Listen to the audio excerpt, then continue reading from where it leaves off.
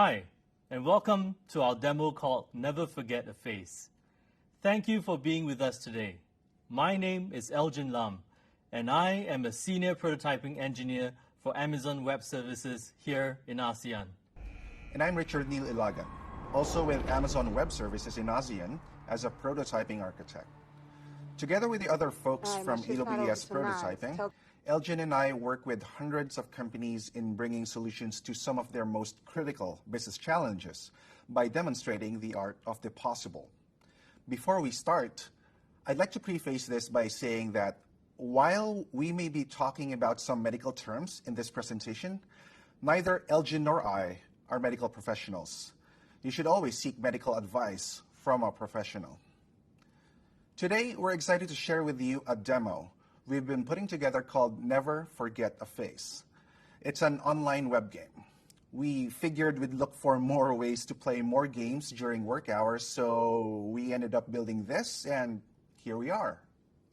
In all seriousness though, this particular demo showcases the use of interesting tech.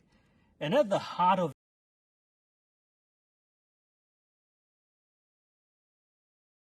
it are some of the most exciting concepts from the fields of AI and machine learning. In the prototypes we built for our customers, we work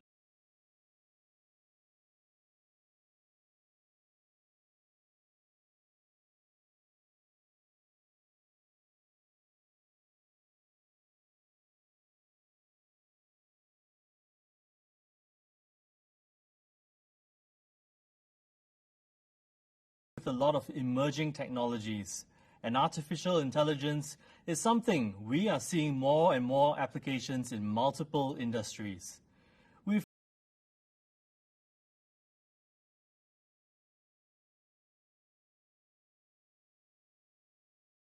See, I'm gonna be a few minutes late picking you up, okay?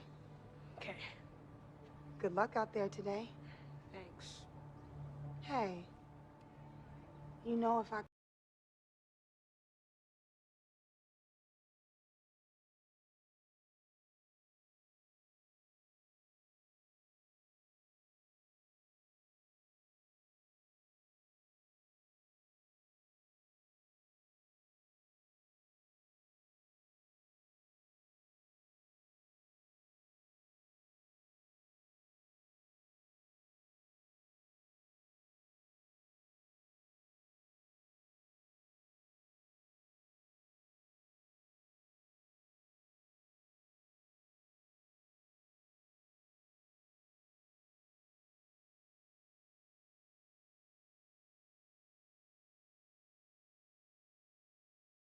Elgin Lam, and I am a Senior Prototyping Engineer for Amazon Web Services here in ASEAN. And I'm Richard Neil Ilagan, also with Amazon Web Services in ASEAN as a Prototyping Architect. Together with the other folks from AWS Prototyping, Elgin and I work with hundreds of companies in bringing solutions to some of their most critical business challenges by demonstrating the art of the possible. Before we start, I'd like to preface this by saying that while we may be talking about some medical terms in this presentation, neither Elgin nor I are medical professionals. You should always seek medical advice from a professional. Today, we're excited to share with you a demo we've been putting together called Never Forget a Face. It's an online web game. We figured we'd look for more ways to play more games during work hours, so we ended up building this, and here we are. In all seriousness though, this particular demo showcases the use of interesting tech. And at the heart of it are some of the most exciting concepts from the fields of AI and machine learning. In the prototypes we built for our customers, we work with a lot of emerging technologies, and artificial intelligence is something we are seeing more and more applications in multiple industries. We've absolutely loved working with it and seeing what we can create with it. We'll tell you in a bit how you can try and play the game yourself. It's really quite simple, and we hope you have a bit of fun with it. Never Forget a Face challenges how good your short-term memory is and how strong your powers of observation are. Let's take this photo of a lovely lady, for example. We see faces like this all the time. For a lot of us, when we meet someone face to face or see a photo of somebody just like this, our eyes subconsciously notice common landmarks. The color of their eyes, the shape of their nose. Maybe you see how wavy their hair is, or if they even had any. And even if we only had a very short amount of time to take a look, for a lot of people, you remember a lot of detail about what you were looking at, especially since you were actively looking at that photo that was up front and center here on the screen, and your attention wasn't shared with anything else. That being said, do you remember if the lovely lady was wearing any earrings? I'm sure some of you would remember and therefore answer that correctly. For what it's worth, Richard wasn't able to answer that correctly himself the first time around. Short-term memory is an interesting thing. I find it fascinating that our brains can remember details from years ago, but yet struggle to remember things that were just told to us seconds ago. My wife can attest to this every time I'm told to do housework. Studies suggest that there is a clear distinction between short and long-term memory, and that the two, in a lot of ways, function in completely different aspects. So someone might have no trouble recalling a lot of things from their childhood, but have difficulty remembering something from a few minutes ago. There's a lot of research that goes into this subject, but short-term memory, as its name suggests, has a very short time limit and is thought to be around just a few seconds, much shorter than some of you might have thought. Aside from duration, short-term memory apparently also has a limit to how much information it can remember. Let's take this photo for example. There's a bit more going on in it than the last one. Also now, you are fully aware that we are looking for things like who's wearing earrings or maybe who's wearing a blue shirt. I'm thinking your eyes might be racing back and forth trying to take in everything you can from the photo. Or if you're like me, my eyes went straight to the food on the barbecue and trying to imagine how that would smell and taste. Let's keep it simple. Do you remember exactly how many people were in the photo? If it didn't occur to you to explicitly count the number of people while looking at the photo, you're now probably trying to visualize in your head and remember exactly how the photo looked from a few seconds ago. From that image in your head, you're probably trying to reconstruct the scene. There was a person here, there was a person there. Now, different people have different aptitudes for this kind of thing. Some people have what we call eidetic memory, being able to recall details from a photo after being only shown it once, and being able to recall details without some form of mnemonic device. Eidetic memory, however, is rare in adults. It seems to be a skill we have as children, and we lose this capability as we move into adulthood. As we talk more about losing short-term memory capabilities, we need to talk about Alzheimer's disease, a type of dementia. Alzheimer's is a neurodegenerative disease that progressively worsens, affecting how a person can tap into various aspects of their memory, and in turn affects every aspect of their lives. It is a devastating illness that oftentimes progresses undetected for years or even decades. As the disease worsens, people start to lose linguistic capabilities, memories, and bodily functions. Life expectancy post-diagnosis is typically 3 to 9 years. More than 30 million people worldwide suffer from Alzheimer's. Now that I've given you the bad news, here's some good news. There are some risk factors that you can control. Exercise, diet, and adequate sleep have been shown to reduce the buildup of amyloid beta plaque in our brains, leading to a reduced risk of Alzheimer's.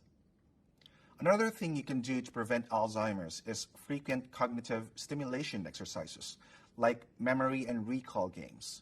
These help your brain to create new neural synapses, which delay or prevent the onset of the disease. The activities need to have a few characteristics. Firstly, it should be challenging enough and not something you can do with your eyes closed. Secondly, there needs to be variety. In the context of our game, it means not seeing the same faces over and over again. In fact, every time you play the game, you'll see a new face. We'll explain how this works in a minute. Like we've said earlier, Never Forget a Face is an online game. It's a visual memory game, to be exact.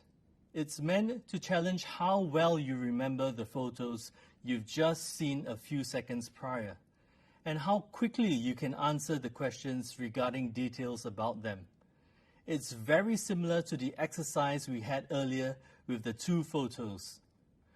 When you start a game, we'll show you several photos of people's faces in the span of 3 rounds.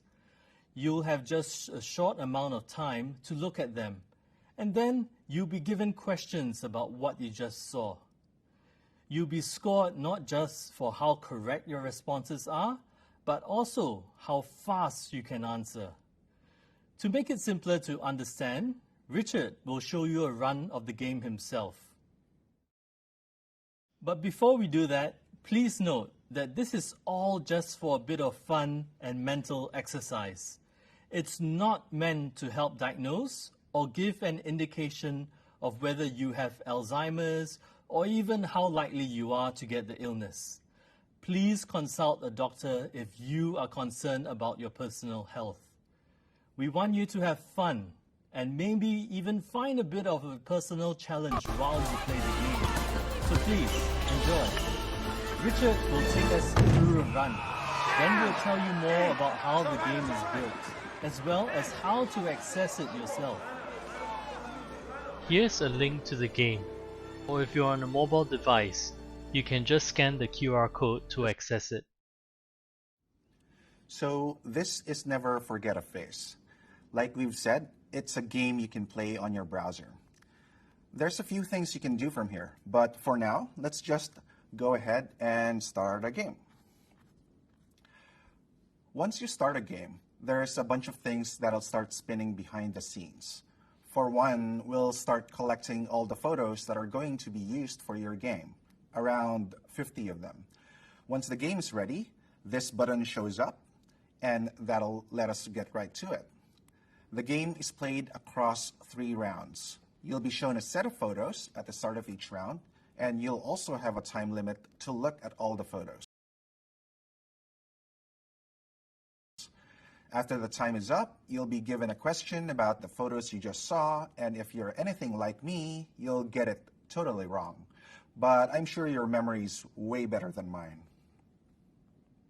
All right, Man, let's I'm get not to even it. disappointed about And us losing here the game it tonight, 'cause is. It's not about that. Let's take a It's look. about you giving your all. While You I'm didn't playing, do that tonight. try to see if you can Bro. answer the questions yourself. The game gives you around 20 to 30 seconds to take it all in.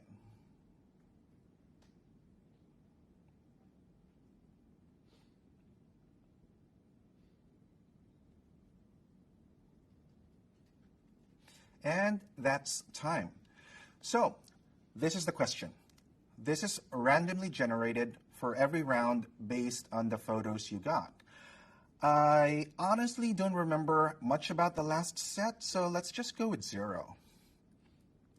All right, and let's try the next round. I have to admit, this game is much more difficult than what we thought when Elgin and I were brainstorming about it some time back. I'm definitely having a hard time with this.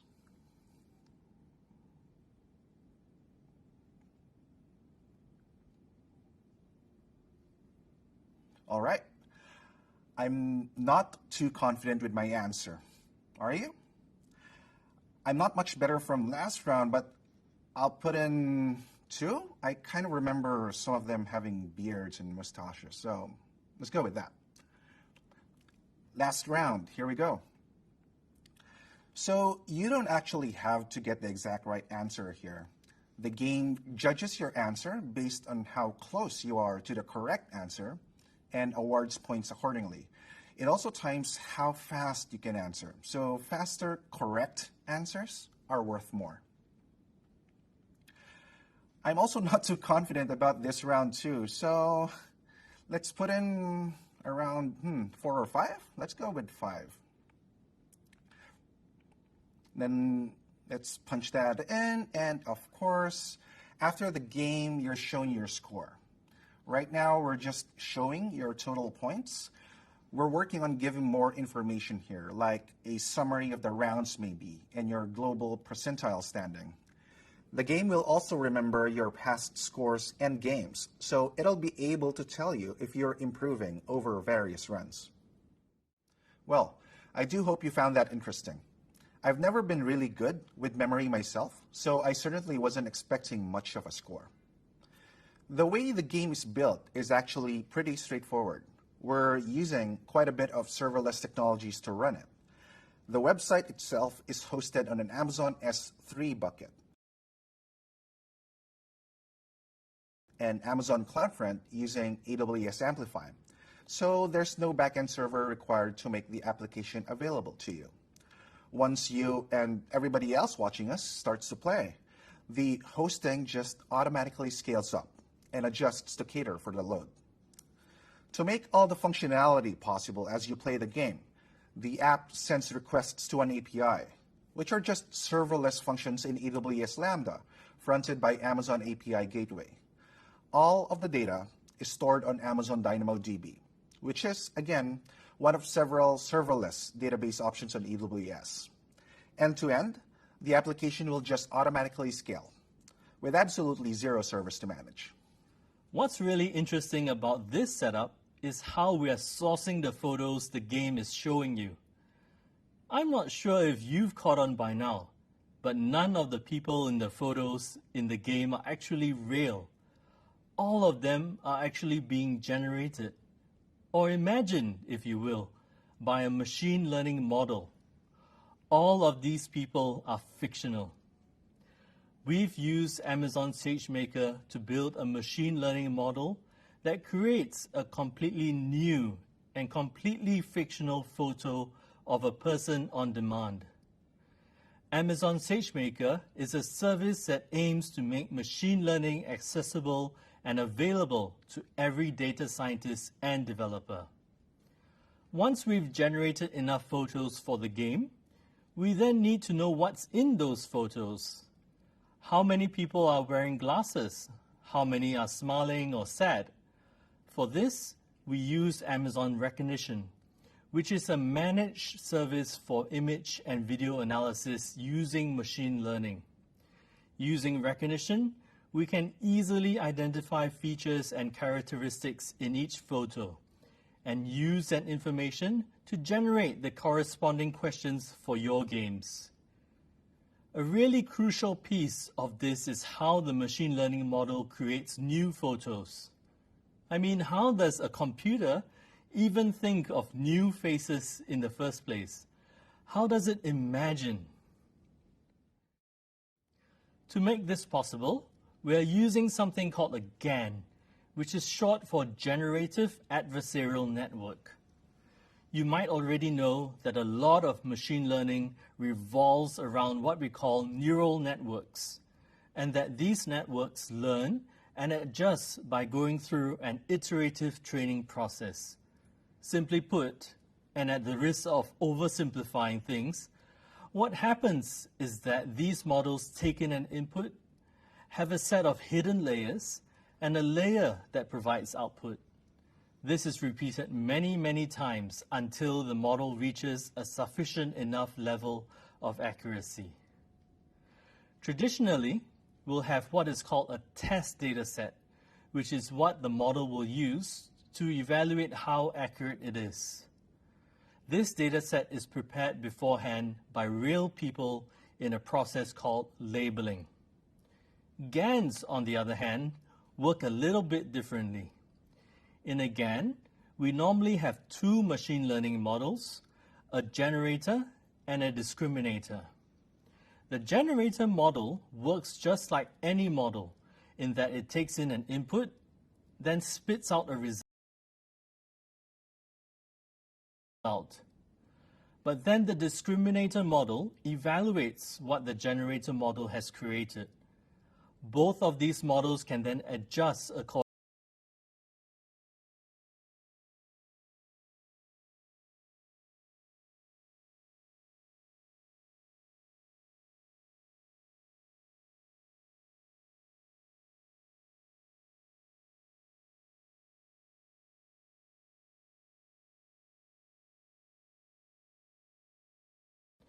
GANs, on the other hand, work a little bit differently.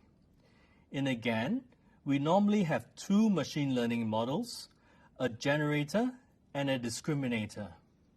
The generator model works just like any model in that it takes in an input, then spits out a result.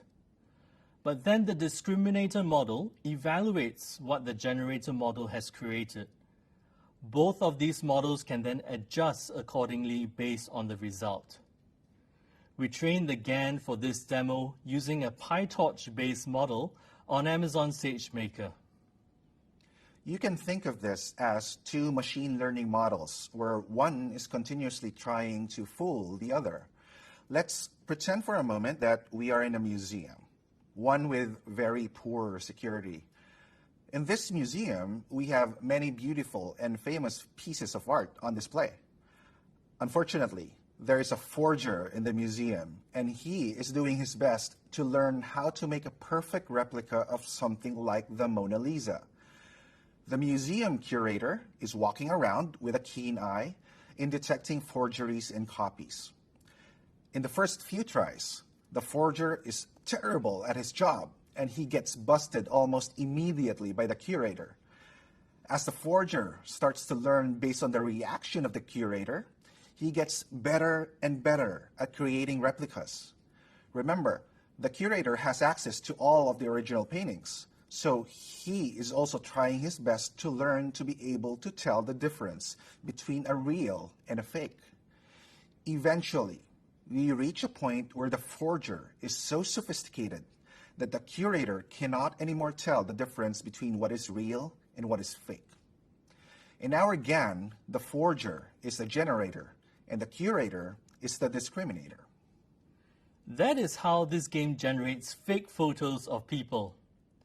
We had a forger model that can create photos, and a curator model that was really good at identifying people's faces. Over the course of many iterations, the forger has learned how to create fictional photos of people that look just like real people, at least until you put massive scrutiny on them. It took our model around 500 iterations to create faces that are as lifelike as you see right now. For our game, we added another persona, a witness. The witness describes what he saw in the picture. We needed this witness, using Amazon Rekognition, to describe the features of the people that are in the photo, so that we can verify what the player input was correct.